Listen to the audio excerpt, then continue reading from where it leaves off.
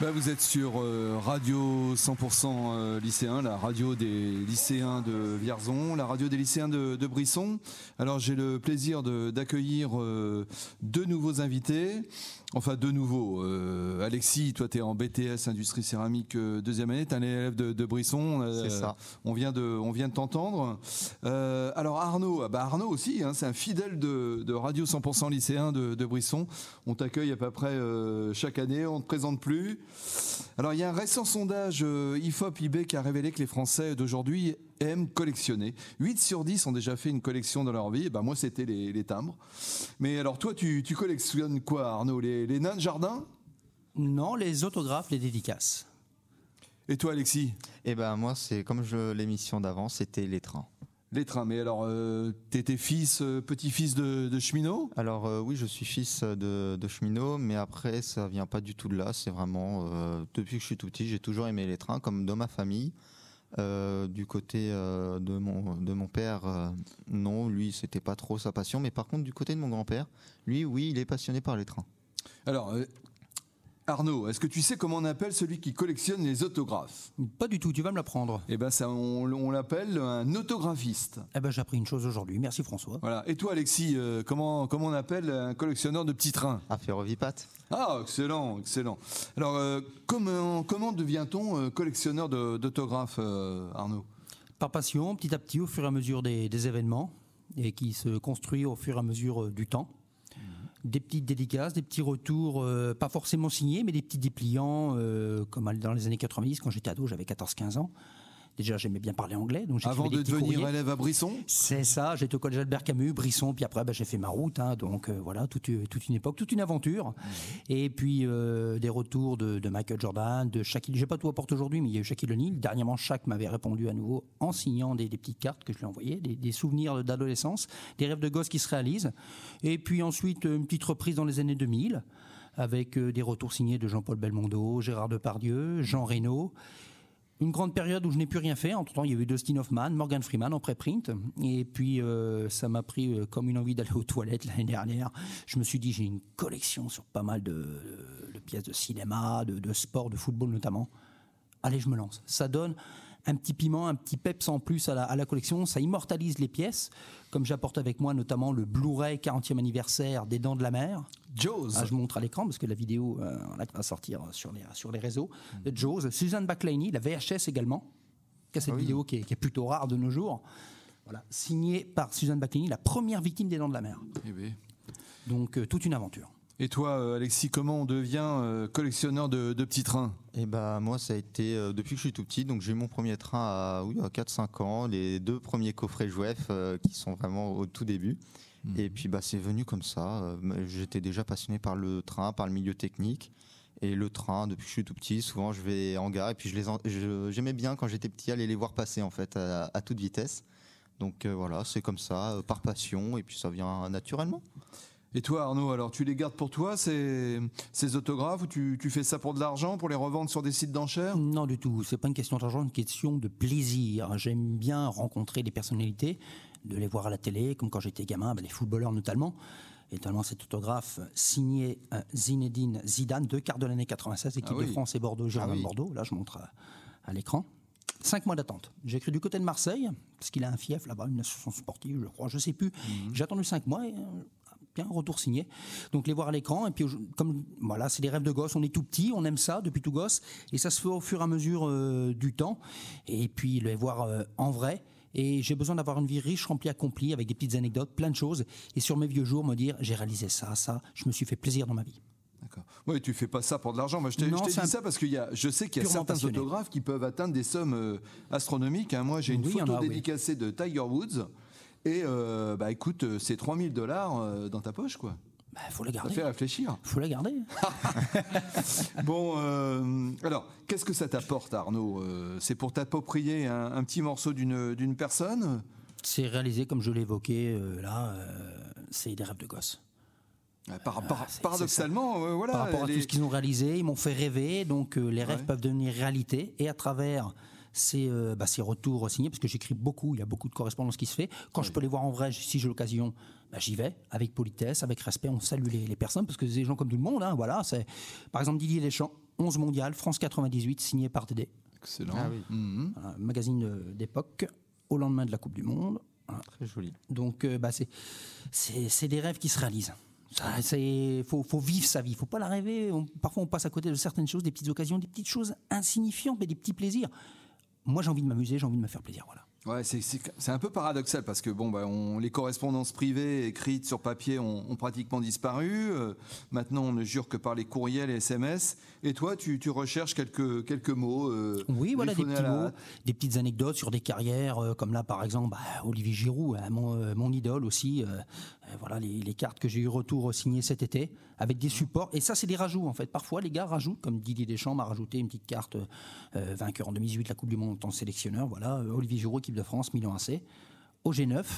Donc des gens que j'apprécie comme Michel Platini, à qui j'ai envoyé la jaquette. Platini, le parcours d'un géant, numéro 10.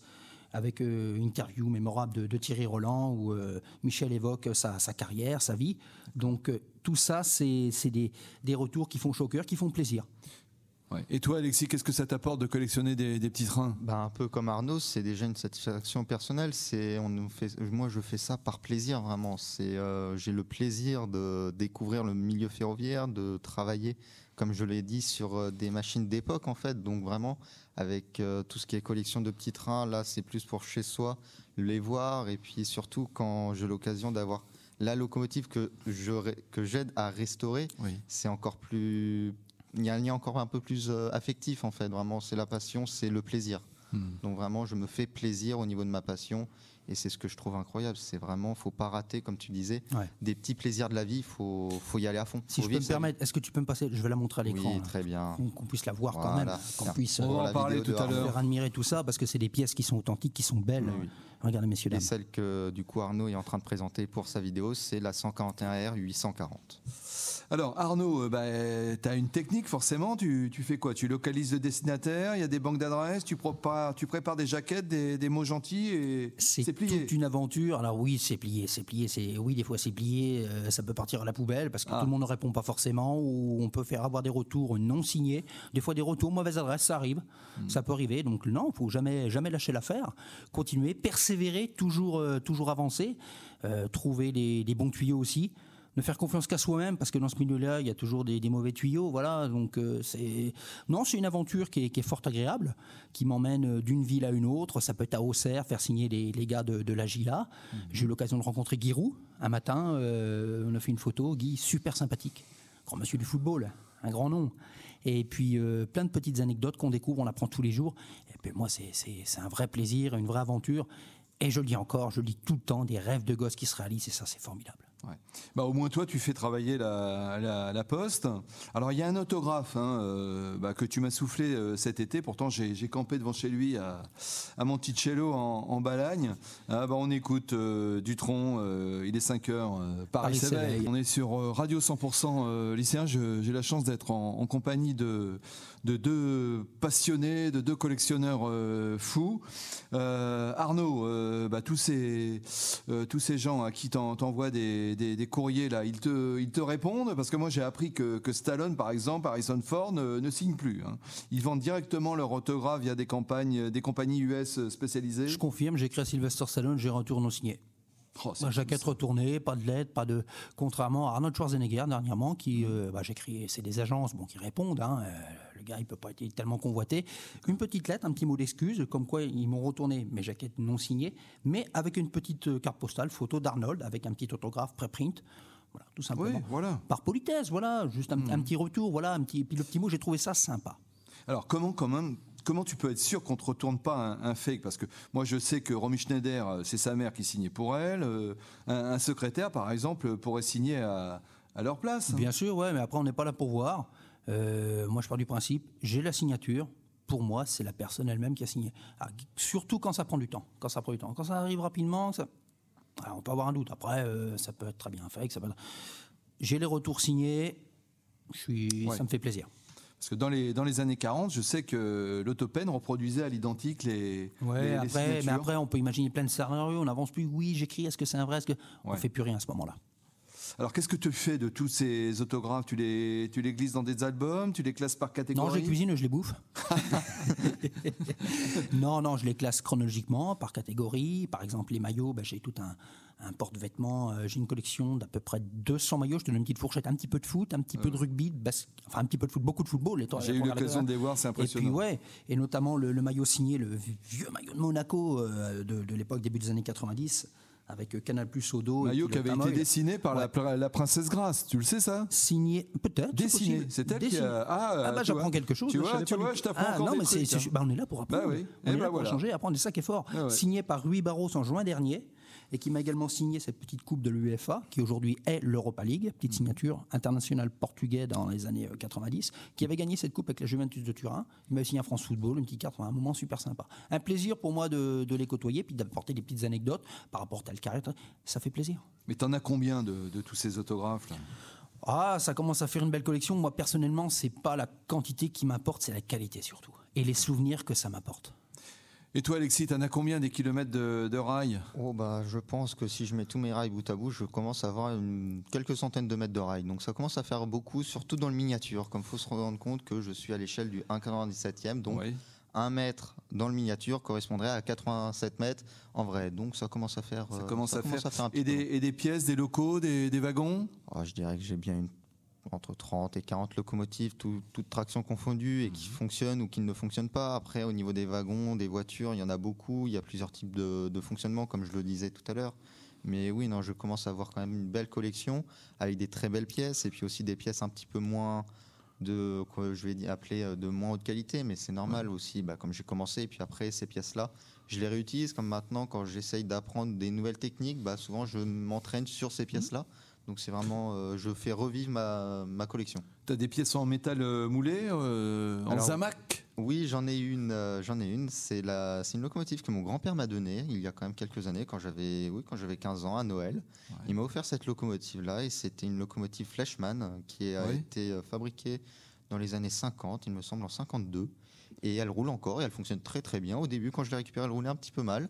Je l'ai ouverte, j'ai nettoyé avec un petit papier à poncer et puis un petit stylo de fibre de verre, tous les cuivres, tout le moteur à l'intérieur, et puis maintenant elle roule comme une fusée. Et toi, Arnaud, de quel autographe tu es le plus fier? Chaque autographe a sa particularité. Alors, il y en a, je vais en citer quelques-uns. Jean-Paul Belmondo en 2006. Oui. Inoubliable Jean-Paul. Petite anecdote par rapport à ça, c'est justement, alors là, tu parlais de Feuille tout à l'heure, mais c'est vraiment lui qui m'a répondu, parce qu'à l'époque, ma mère lisait ici Paris, France Dimanche, toute la presse People, tous les week-ends. Et il y avait un article qui était mentionné sur Jean-Paul comme quoi qu'il était en maison de repos. À l'époque, il avait un problème de santé. C'était avant la Coupe du Monde 2006, juste avant, quelques semaines avant, il était en maison de repos pour les problèmes de santé. Et le courrier retour venait du Loire-Atlantique, 44. D'accord. Et c'est là-bas qu'il était. Alors j'avais écrit du côté de Paris, là où il habitait. Et il y avait un retour. Et j'étais impressionné, quoi. Grand monsieur pour Arnaud, Jean-Paul Belmondo, avec les cheveux gris argentés, le costume, vraiment. C'est une de mes plus belles pièces.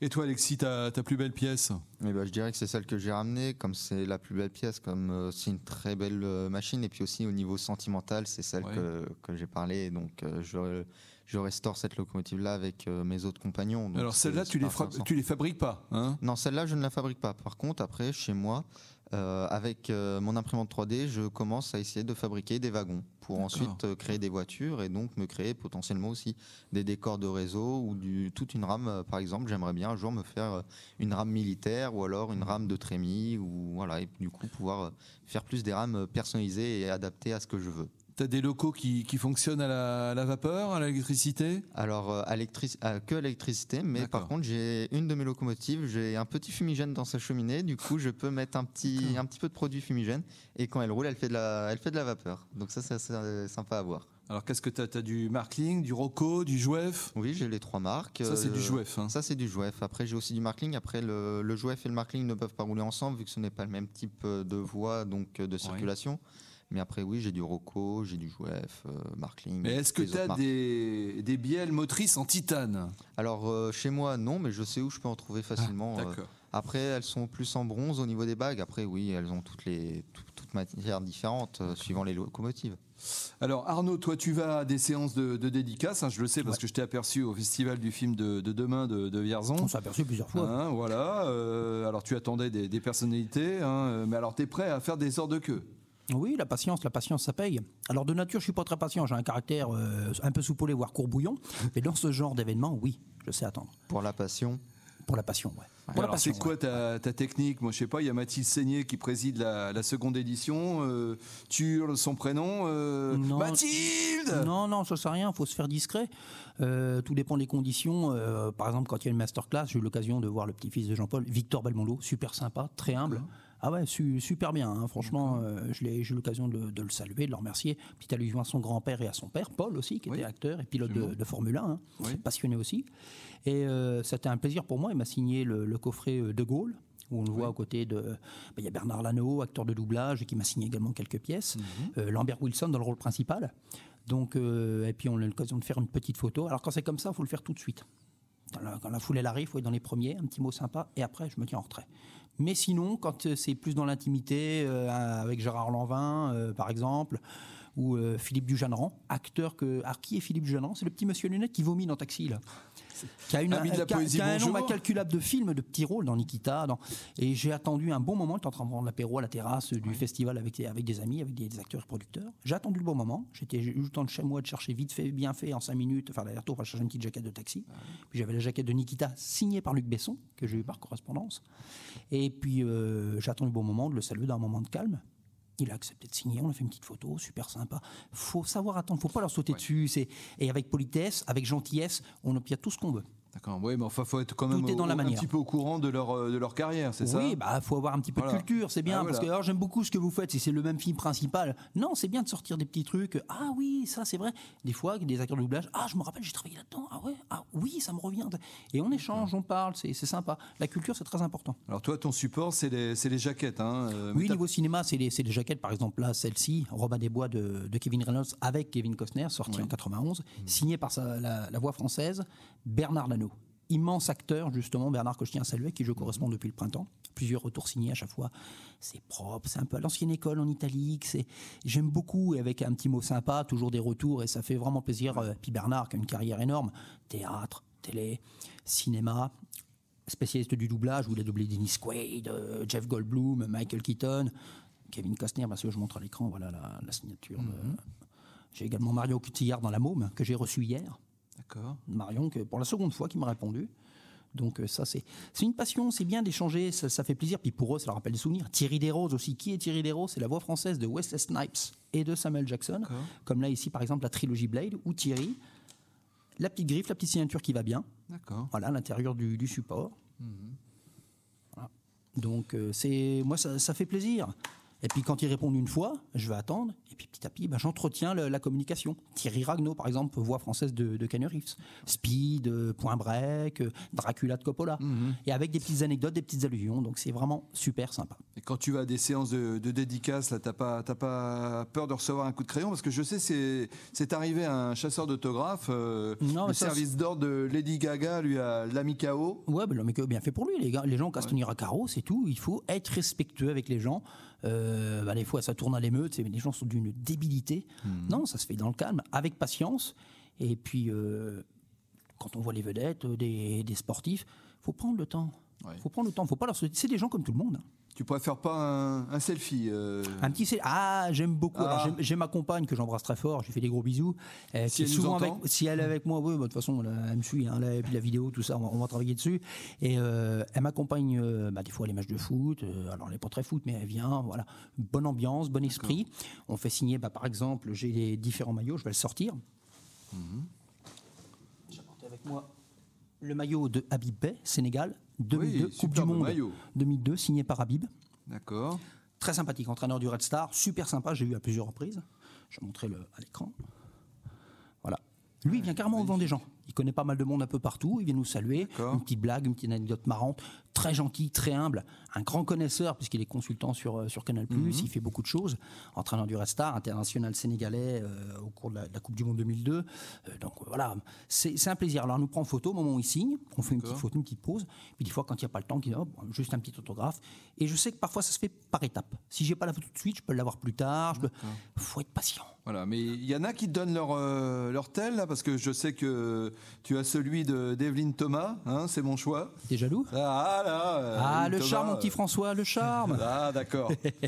Alors mais comment tu sais qu'il y a des stars à tel endroit? Par exemple, il y a un réseau, il y a Djibril Cissé qui vient faire un set là dans une boîte à Vierzon. Ça, je l'ai appris que le lendemain et j'ai appris la nouvelle. Arnaud, il y a Cissé qui est venu. T'étais au courant? Non, j'étais pas au courant. Par contre, j'ai eu l'occasion de faire signer Djibril l'année dernière à Châteauroux, au Forum des associations sportives, en septembre 2022. 3 maillots de l'équipe de France, dont un qui est là. Oui, j'ai amené du matos. Hein. Ah oui, ça a emmené beaucoup de choses. Juste un petit instant. Ah bah oui, preuve à l'appui. Hein. Et c'est pas du fake. Et il y a des photos sur les réseaux, il y a plein de. Ah bah Arnaud, il vient avec des valises entières. Authentique. Alors avec des petites taches en plus, les petites taches dessus, on voit qu'il est d'époque. Hein, on voit bien voilà, avec la signature de Djibril. 3 maillots de l'équipe de France, plus un 11 mondial ce jour-là. Super sympa. Salut, ça va? Et qui me dit ouais, bonjour Djibril, très content de te voir. Merci pour tous ces moments de football. Petite signature, ouais, avec plaisir.